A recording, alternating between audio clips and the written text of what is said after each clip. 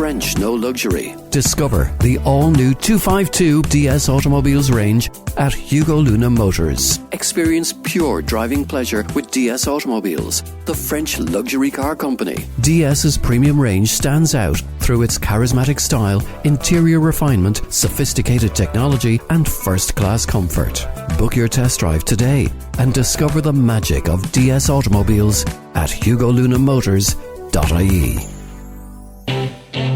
It's time for Taking Care of Business on Midlands 103, with thanks to the local enterprise offices of Laois, Offaly and Westmeath. Find us on localenterprise.ie and let's talk business.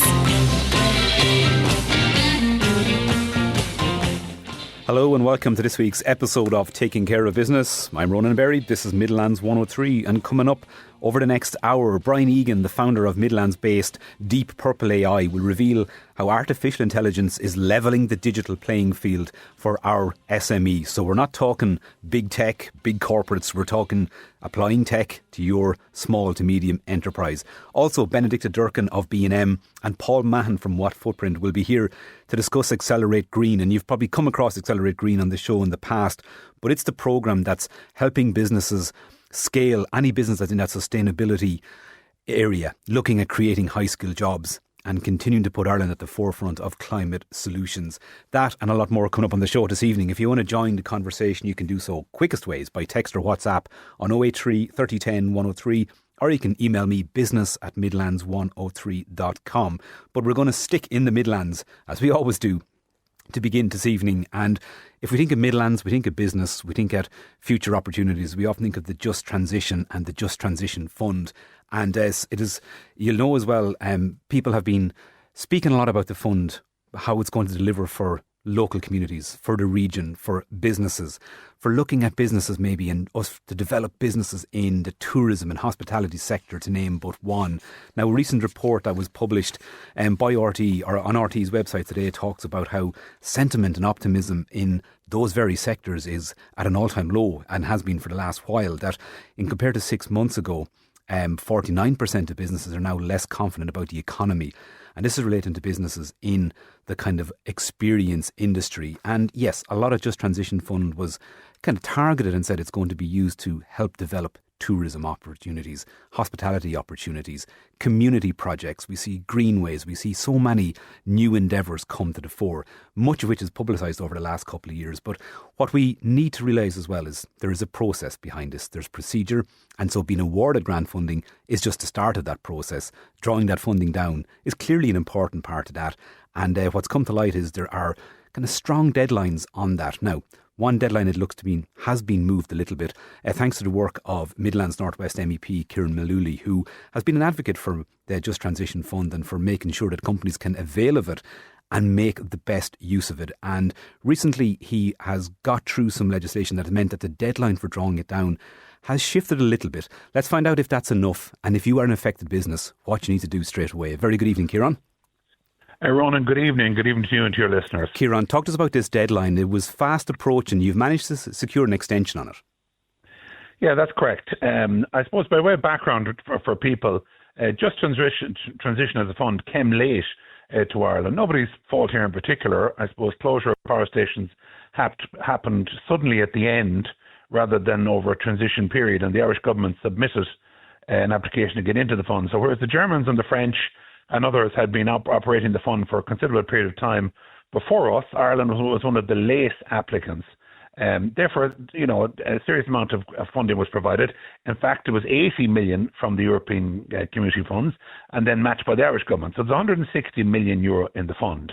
And it's distributed, for starters, the administration of this falls to the Eastern and Midlands Regional Assembly Group. EMRA is the overall authority in terms of administering. But your listeners will know it probably better through the tourism grants. They're probably the most frequent grants that have gone out. And we've already seen 62 projects approved under the Fall to Ireland scheme. for those renewable tourism grants. And as you say, people know them. They're walkways and greenways. An awful lot of glamping projects around the country. I find some of them very, very interesting projects for the first time alongside the Shannon and the canal. And obviously the focus of this grant aid to private and community-based groups is to try and create a certain amount of industry and to boost the economy in the area. I mean, there's an old principle that says every €1,000,000 spent in tourism will support 27 tourism jobs. That's one I learned myself a long time ago. And they also say that 1,000 additional overseas visitors bring in 90 new jobs in the industry. So these are the kind of the key things that we were looking for. Now the deadline. So because of we were where we were, the initial deadline for those grants was set out for next year, 2026. Most people are advised to have the grant aid drawn down and have the projects finished, obviously, by the end of the summer, essentially by the end of the year. In some cases, it's not just small people, by the way, or small companies, small businesses, Ronan. Our local authorities themselves all applied for grants, and they've got them for the most part. I'm thinking of huge projects. For instance, there was one in Athlone, outside Athlone, that the Roscommon County Council have taken for Hudson Bay, a massive new riverfront development project there, recreation development. But last week, or in the course of the last number of months, I've been contacted by people, such as the county councils, who are saying to me that these deadlines of next year, the end of next year, are just too tight. We started late, we had to get planning, we had to get our acts together, and it's been difficult to get contractors, difficult to get workers, etc. And they're saying to me, can we put them back? So the European Parliament has what they call a midterm review of spending. And Commissioner Raphael Fito, is in charge of the cohesion funds. He's in charge of just transition. And I went in to him and I said, listen, a lot of these companies need a break. They need another year or two to try and get the funding drawn down properly and complete the jobs, complete the work. We don't want to lose this money for the Midlands. It's important we get it around the board in among the communities. And Commissioner Fito came back to me and said, well, in the midterm review, I'm going to give a procedure that will be able to do that in some circumstances. So the procedure is as follows. Each country has to review the money they have left in their Just Transition Fund. So I believe in the case of the Irish one, that's over €50 million left, not allocated yet. And they've got to consider diverting some of the funding to specific areas. In other words, if they want to divert it to housing, a small portion of it, let's say $500,000 or $1 million even, they can divert it to housing. In some countries in Europe, they're diverting it to defence. Surprise, surprise. And in other countries, they're diverting it to other areas. Once you provide, by Christmas of this year, an indication of where you're diverting it, the timeline changes. That's the good news for the money that's left in the fund. So in other words, this is specifically this is related only to money that's maybe left over, that how it can be diverted to in order to stop it being wasted. Well, this is the important part. First and foremost, it's money that's not allocated. That's the very first issue. So, and there's quite a lot of that at the moment. You know, there's a number of funds actually still open at the moment and being sorted out in the area of biogas and energy like that. Those issues are still outstanding, haven't been allocated. They're the first ones that are going to have a benefit if this mechanism is used by EMRA and by the Irish government. They're going to have an opportunity. However, in the case of other people who have got a grant allocation approved for them, but haven't accepted the grant at this stage because of concerns, as many people have pointed out to me, that they don't think they'll have the time. Their chances also come. Their opportunity is now to come forward to Fáilte Ireland or whoever gave them the grant in the first instance, and EMRA, the Eastern and Midlands Regional Assembly, to come forward to them and make it clear to them they're in difficulty. It will then be a matter for the Irish government, through the committee coordinating this, and the grant agencies to review the situation and see how they tick the boxes for the extension. I can tell you, Ronan, that it is possible to extend the deadline. I know that for a fact because the European Commission have shown me examples of where it can be done.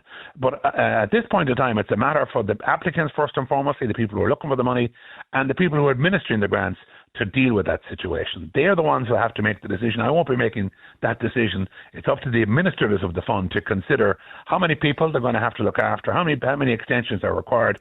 But I can tell you, Ronan, that's after speaking to people, senior people in Offaly County Council and Longford County Council in the last 2 weeks. We need to do this urgently because they're saying to me that at their level, it's not going to happen. They're not going to have the time to draw down the funds unless this mechanism for an extension is actually put in place. And I suppose listeners should be aware of that too. If somebody is awarded funding, they then have to go potentially apply for planning permission, follow all the rules of procurement then in terms of getting tenders, quotes for the job.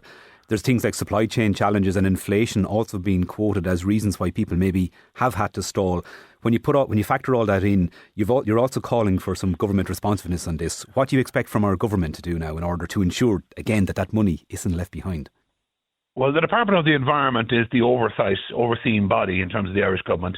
And I believe, I've been in correspondence with Dara O'Brien, the Minister, and I believe that they're aware now of the urgency of the situation. They're hearing it themselves from county councils, from chief executives around the Midlands, and they're hearing it from MEPs like myself. And they know themselves that, 160 million euro is a lot of money. 50 million euro is a lot of money to be putting into the Midlands and putting into these projects. And I believe that there will be, between here and Christmas, there will be a move towards addressing the issue. It's not easy. It's a technical exchange. Like everything else coming from Europe, it's a complicated procedure. But if you go down, Ronan, to communities like Ferban and Shannonbridge and Kilcormac, go across to Coolnagun and Westmeath, or come up to parts of Laois and Longford and Westmeath, you find communities who are still anxious that this money can be drawn down and used to create new enterprise and new jobs. And I think at the end of the day, good sense is going to prevail here. It won't be easy, as I said, in many cases. We're fortunate to have good Just Transition Fund coordinators in every county, top-class people, many of whom are working with the applicants all the way. And, in many cases, applicants did apply for planning before they got the grant. But as you say, the process now is to go to procurement. You must go to procurement. That means the tendering process. That means finding a contractor, getting the right price. And all sorts of things change on projects. We all know that it's not easy to engage in a capital project of some of these scales. So I believe that the first thing anyone listening to the programme this evening should do is go back to the person who offered you the grant, let it be in Fáilte Ireland or some other agency, and make them aware that you feel there's a concern over drawing down in time, and ask them to take note of your situation. I know the people involved in EMRA and in Fáilte Ireland, they're top-class administrators. I have every confidence in them responding to the demand where it is made from people that we need some extra time. And as I say, I think the Department of the Environment are on board if it's assessed that they need to do it. And they will be in a position to extend it. Decisions are going to have to be made as to where the money would be rediverted in some cases, but not major decisions, because I think at the end of the day, we want to ensure the money is spent on just transition. Well, as the old saying goes, time is money. Ciarán Mullooly, MEP, thank you for that this evening. Good evening. Thanks, Ronan. And that website or that agency that Ciarán was referring to there was EMRA, which is the Eastern and Midlands Regional Assembly. If you check out EMRA, so emra.ie, you can get email addresses, info@emra.ie. There's phone numbers there too. And as Ciarán has said, just make contact with that person who has helped you in terms of getting that Just Transition funds to make sure that the next steps, everything is in place and that you can still get access to that money. And I guess the call goes out to groups all across the country as well to do that, or across the region to do that, to ensure that we don't leave any of that hard-fought funding behind. Now, time for a quick break. After that, we're going to look at Accelerate Green by B&M. It's an accelerator programme that we've touched on in the show a few times since it was first began in 2022. The latest round of people have passed through. There's a new round opening for applications as well. Great stuff happening if you've got a business that's looking at scaling. Stay tuned. Taking care of business with thanks to the local enterprise offices of Laois, Offaly and Westmeath. Find us on localenterprise.ie and let's talk business. Still to come this evening, I'll be talking to Brian Egan. He's the founder of DeepPurple AI. They're a Midlands-based company. Brian will reveal how AI is levelling the digital playing field for our SMEs. So if you have a small business or a medium-sized enterprise there, stay tuned for that. And it'll really look at how you can leverage AI for your business. But if you're looking at potentially growing your business or scaling it in some capacity, B&M's Accelerate Green programme is probably one you should check out, because when it comes to go from peat briquettes to powering green innovation, the Midlands is transforming, and B&M's Accelerate Green programme has already supported more than 60 high-impact climate tech companies, creating jobs and new economic life in a region that was once heavily dependent on peat and the associated jobs. I'm delighted to be joined this evening by Benedicta Durcan, who leads the programme at B&M, and Paul Mahon, the CEO of Mullingar-based What Footprint. We heard from Paul last week when we were speaking about energy prices and costs. We'll come to Paul very shortly, but we'll start. Benedicta, welcome back to Taking Care of Business. Thank you, welcome. Benedicta, Accelerate Green first started in 2022. Just give listeners a reminder as to what it is and what its main objectives were.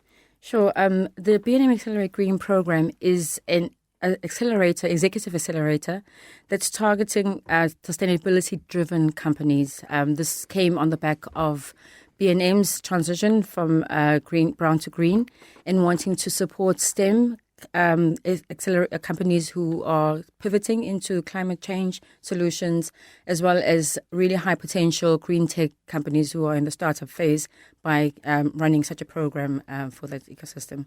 And it's not limited to a certain size or a stage of company too. It's quite expansive. Who can apply to it? It's quite expansive in the sense that as long as you have traction in the market already with your green technology solution, you can apply. We actually at the moment in the process of recruiting for the 2026 program, looking for those large SMEs who've been in the business for some time, as well as early stage startups who are really bringing in across different sectors. It could be in food tech, it could be AI enabling solutions, energy efficiency, you name it. You can apply to be part of the program as long as your business is on a sustainability focused solution to the market. Yeah, it's one thing that has jumped out for any sort of media stuff I've seen over the last couple of years is there's companies a bit like Watt Footprint that Paul is going to speak about shortly that maybe have already been raising their own private funding.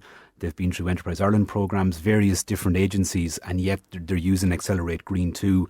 It shows there's something there that they're seeing benefit in. What do you think that is? I mean, how has the programme evolved really since it started? Yeah, a good way to look at it is I always think of Steve Jobs when he talks about deep thinking time.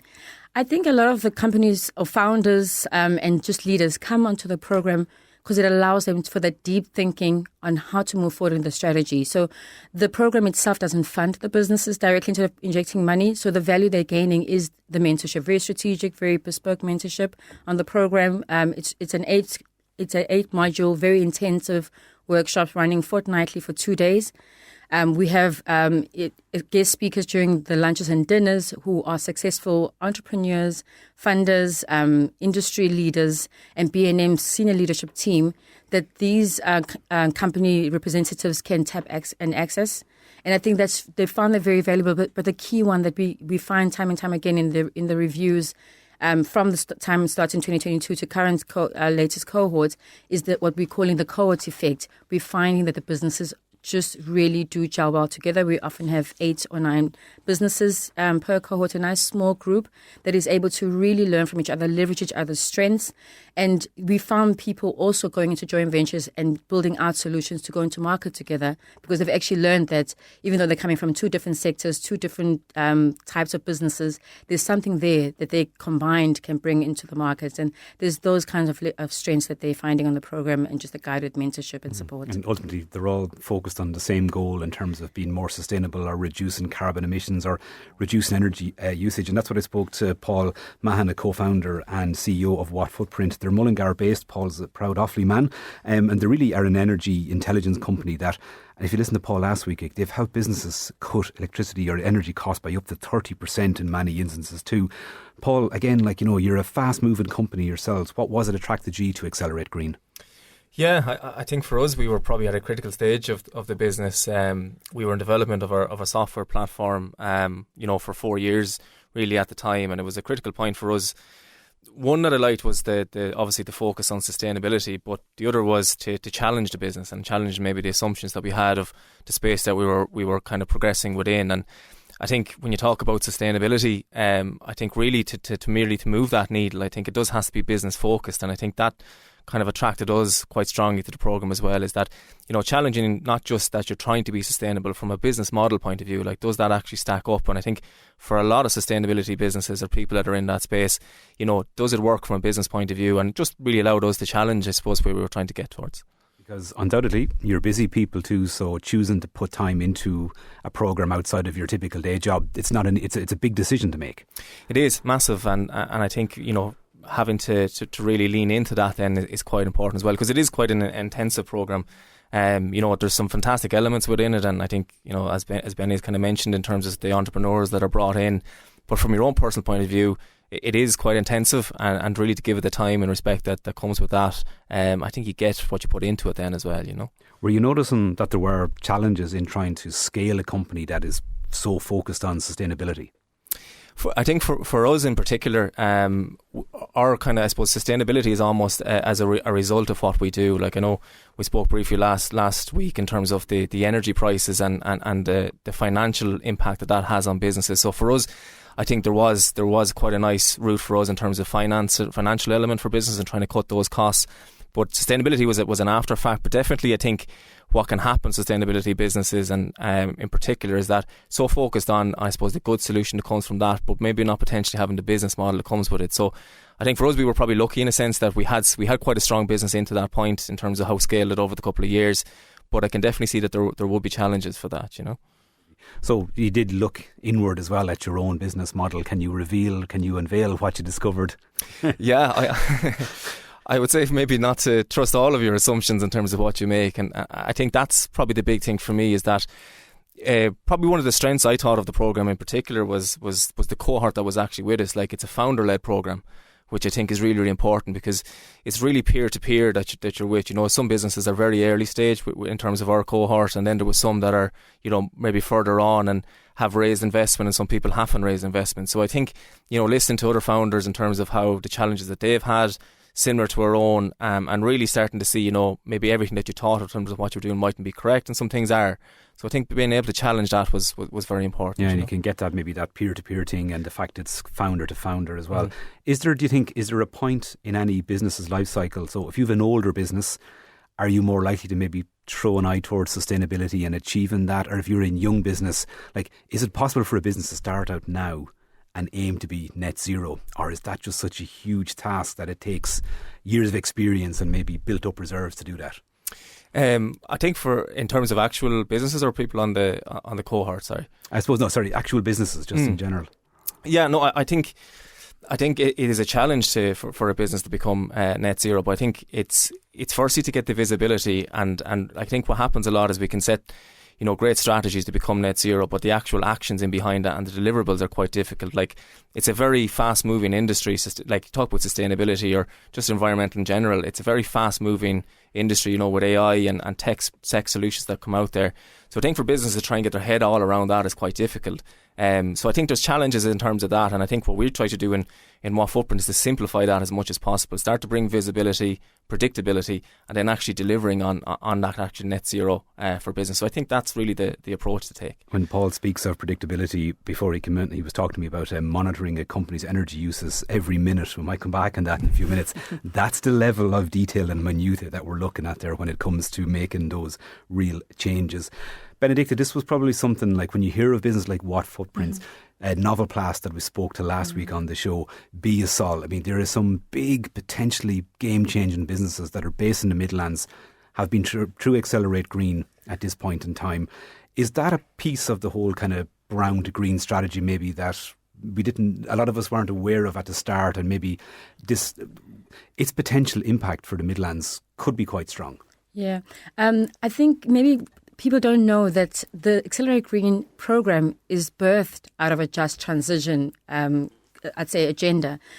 So the original funding came from Life EU, so it's a Peatlands and People Pillar 2 programme that was looking at how do we decarbonise the Midlands, especially moving away from pre-production and the extractive industry into the green technology. So that actually is the founding place for the Accelerate Green programme, and as a result of that, it feeds very well into B&M's own journey, but also holistically in the Midlands region. And so what you're finding is there is this movement of the just transition in the Midlands, which we see through our own organisation. For example, the traction that we're seeing in terms of the ecosystem of the SMEs and startups and from the Accelerate Green programme is also mirrored in what you're seeing on the community level with the just transition.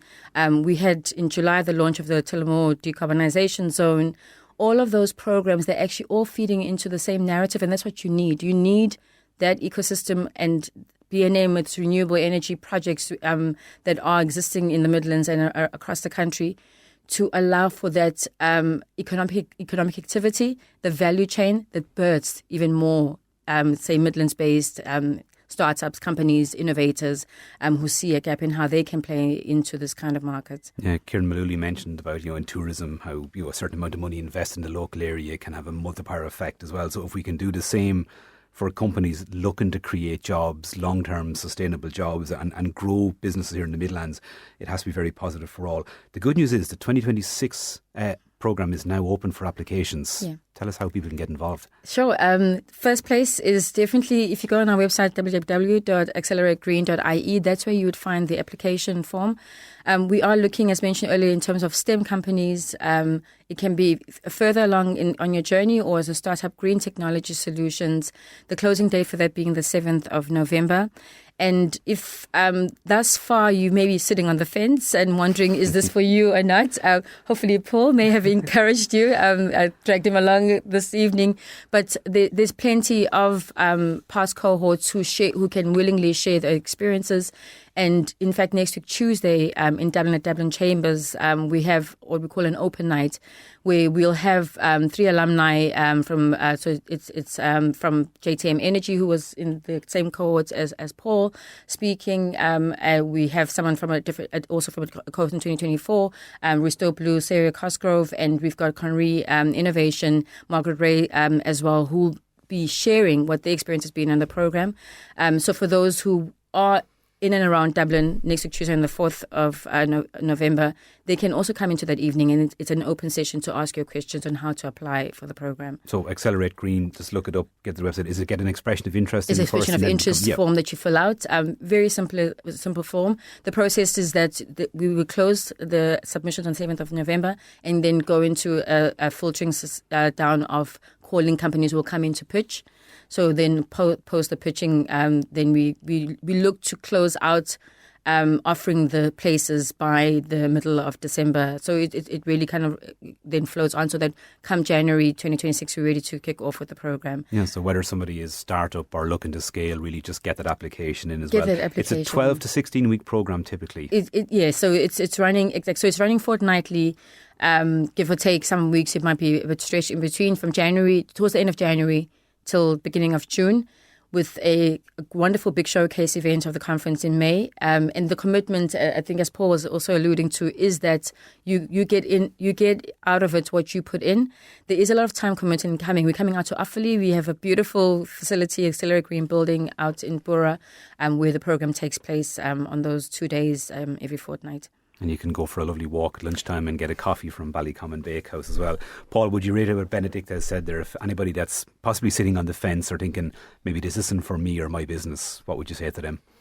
Yeah, I think if you're, it's probably unique, I think, the programme, and the fact that it's a sustainability programme, but business-led. And I think that founder element is massively important. So I think for anyone that really is committed to try and scale their business and to push their business, I think it's a fantastic programme to really get involved in and to challenge yourself. Yeah, it must have been nice to be back in the home county for a couple of days every month. Yes, you can't beat the back in the good old as well. Paul, thanks a million, and here's to continued success to yourself and the other Paul as well with What Footprint, and Benedicta, thank you again for coming in, getting the word out there too. If last year's cohort alone are anything to go by, 2026 could be a very exciting year for Accelerate Green. Thanks, Benedicta. Thanks, Paul. Time for me to take a quick break. After that, if you've got an SME and you want to find out how you can leverage AI to enhance your business, be that maybe to make it more to optimise processes, maybe to overhaul your marketing system, whatever aspect it might be, stay tuned, because the Midlands Business will tell you exactly how to do that very, very shortly. Surprise yourself with the all-new 252 Suzuki range at Hugo Luna Motors. Suzuki's Japanese quality is ready to stand out and make you feel proud every time you drive. Whether it's the zippy Swift or the adventure-ready S-Cross, enjoy 0% finance, handy tech, safety features and great value as standard, all wrapped in the fun and efficiency of a hybrid. The only tough part? Choosing which car to drive. Visit HugoLunaMotors.ie today, where we're not just different, we're good different. Finance subject status, terms and conditions apply. Taking care of business with thanks to the local enterprise offices of Laois, Offaly and Westmeath. Find us on localenterprise.ie and let's talk business. You wouldn't know what goes on behind the scenes of a live radio show sometimes. We're taking pictures and it's a real wet night out there, so getting my next guest into the studio, getting him in out of the rain. I mentioned before the break, we're going to look at artificial intelligence, and yes, it's been everywhere, but it's far more than just a buzzword now, and businesses are beginning to twig on and realise how they can streamline processes, they can maybe overhaul their marketing or digital marketing strategies, all through artificial intelligence. Good news is there's a fantastic company based in County Longford here in the Midlands looking at really artificial intelligence and how it's not just for tech giants anymore. It's fast becoming the secret weapon of small businesses too. Brian Egan is the founder of DeepPurple.ai. Brian, welcome to Taking Care of Business. Hi Ronan, great to be here. So Brian, we're going to talk about artificial intelligence, small business. What are you going to tell us tonight? Okay, so I suppose AI is very new. I mean, it's been with us, maybe 3 years really since people started using things like ChatGPT, etc. And it's been evolving at a breakneck speed. When I first saw it, I realized that things are about to change. Even in my own business, which was software engineering, I realized, okay, we need to change our business. This is about to eat our breakfast, if you like. What we've seen is a development of this the last few years into a tool that can really be used across a business. So there's many types of AI. ChatGPT is just one of those, it's known as generative AI. And that is starting to kind of evolve. And if you look at traditional technologies, we had internet, we had all of those. They took, 10, 20 years really before they became very useful. We're 3 years in and already this thing is more intelligent than any tools we've had before. People are using it with or without the knowledge of their bosses, right? Which may not always be a good thing. And they're using it for a variety of tasks. They're using it for everything from writing emails to scanning documents to, just searching for information. And this is just a start. And we're entering a new phase now of what they're calling agentic AI, which is quite exciting. And that's where instead of you actually prompting it to do something, this thing becomes reactive and it can start doing very, very useful things for people. So we've lots to unpack there. I like the bit you said about people are using it maybe with or without the consent or the knowledge of your boss, because is there anyone not using it at the minute? That's a good question. I was at a conference a few weeks ago in Galway, and there was a lady speaking there, and she made a very, very interesting point. And she spoke about the difference between young people and older people using AI. And she said, young people assume it's just a productivity tool, and they just assume you use it because it allows you to be more productive faster. And when you ask them, did you use AI for this task? Of course I did, right? I would be stupid not to. But when they asked an older person, did you use ChatGPT to help you on this?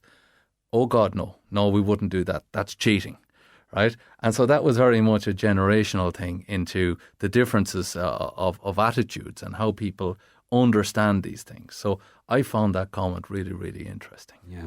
And I suppose a lot of it comes down to what you're trying to analyse and assess. And we hear stories, you regularly read stuff about where companies have created their own AI employees that are now sitting as part of their organisational chart, and they're handling orders, or they're, everything from a customer inquiry to actually placing the order, to the picking system, to confirming that it's en route or it's being delivered, interacting with the haulage company in between.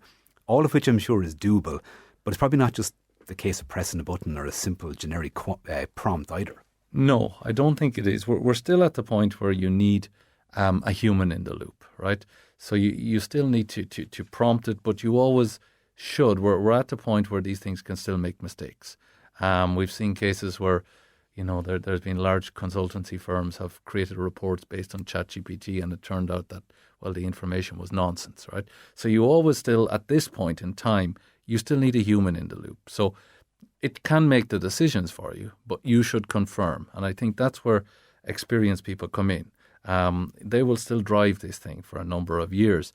But I'm using the term a number of years because I think with the pace this is developing, it will improve to a point where the humans will start to pull out of the loop.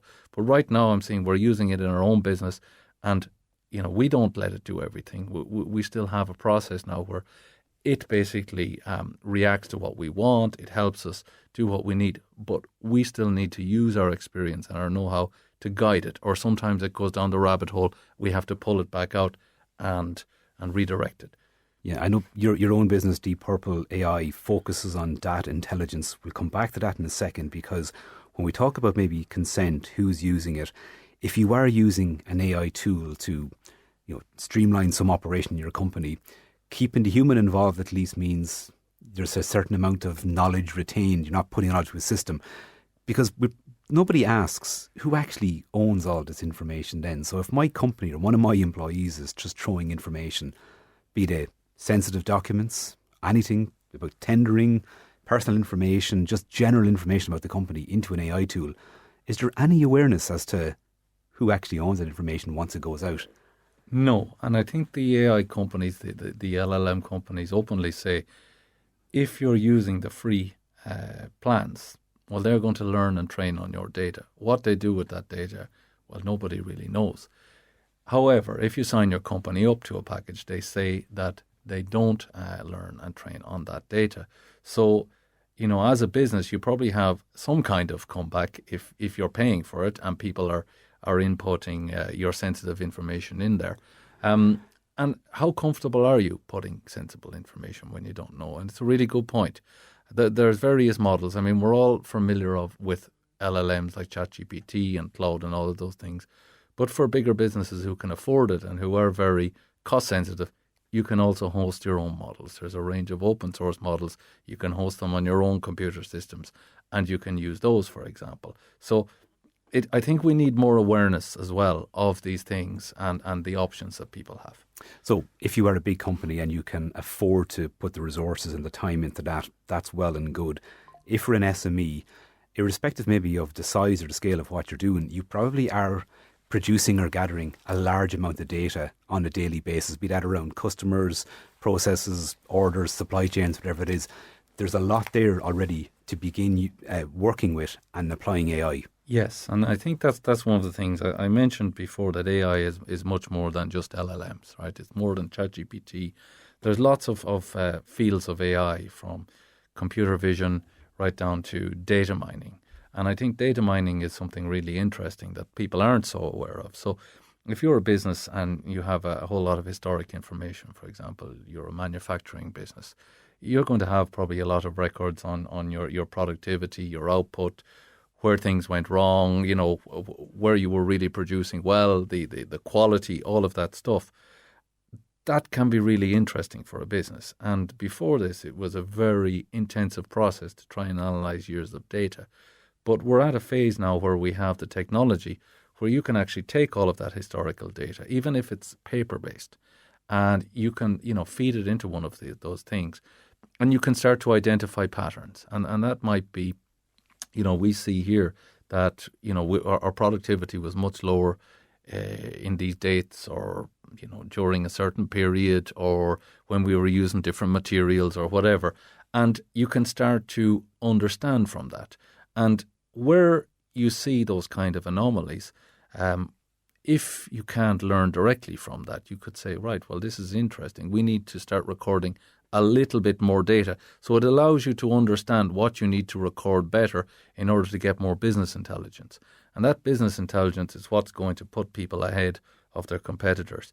And I think it's really, really interesting. And I think we're at a point now, something I always say, that the last generation of technology, was accessible to people with large budgets and predominantly technology companies themselves. And they were our customers for years.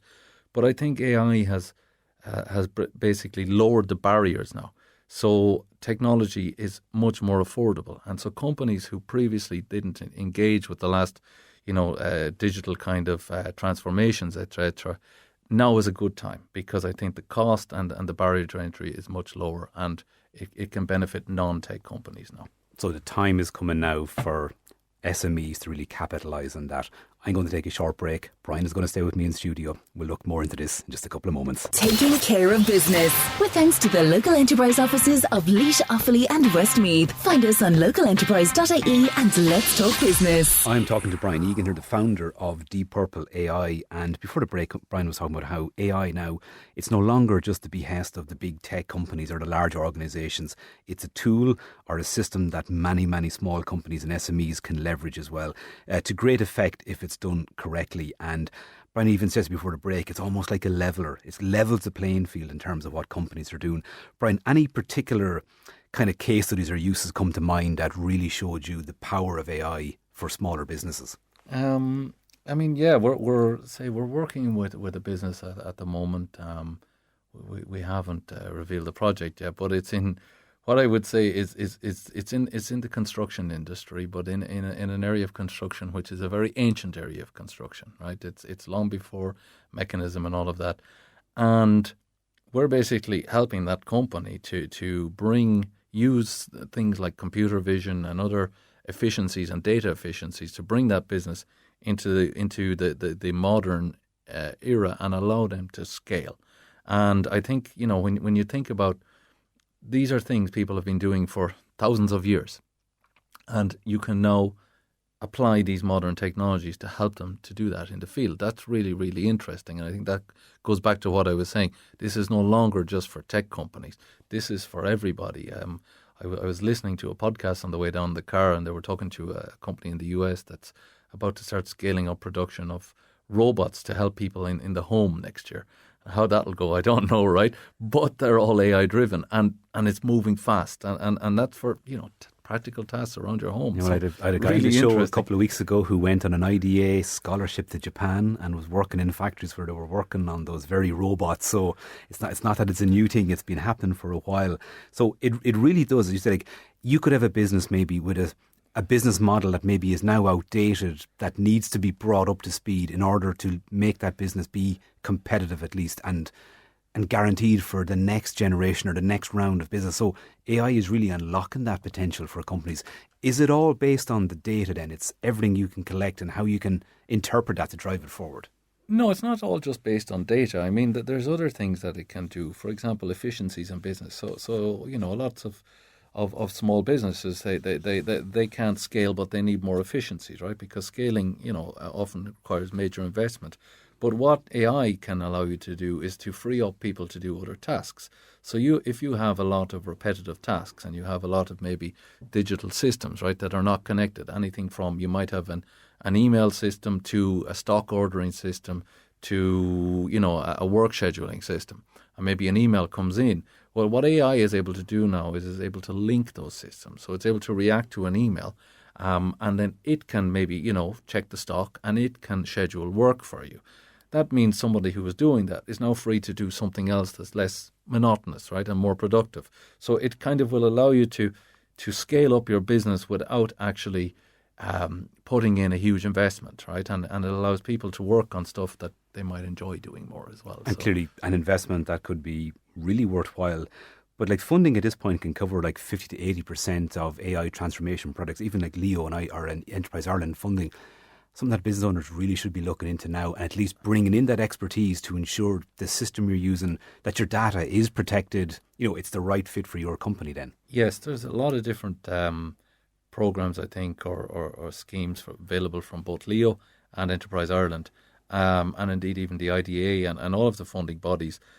We've done a series of blog posts on our website, and anyone can go to our website, DeepPurple.ai, and they can have a look at those blog posts, and it tells them how to use those grants, and not just how to get one, but actually how to combine them. So if you have a specific goal with AI, maybe how to start out with just a general visit, understand your needs, what has to be done, what are the problems in your business, and then transform that into a plan. And perhaps the next phase then you might be able to leverage another grant then to actually implement that plan, and so on. So there's a lot of information there on those blog posts telling people how they can do that. And if the right AI tool is used, it in itself is further developing, increasing its ability to generate or output stuff as well. And that's effectively free. You're not paying for the next version of a package then. There's a lot you can probably achieve with the existing tool you're using. Absolutely, yes. And you can kind of make those tools more productive, if you like. Absolutely. Well, there you go. If you haven't heard of AI yet, you've certainly heard of it now. Brian's company is DeepPurple.ai. Brian Calderwood down from Longford this evening. Brian, thank you so much for coming and taking care of business. There's many more rounds of this conversation to be had. Thank you, Ronan. And that is bringing me to a close for the show this evening. From what I can see in the newsroom, Courtney Callahan is here with Country Roads from 8. Have a great week. I'll talk to you all again soon.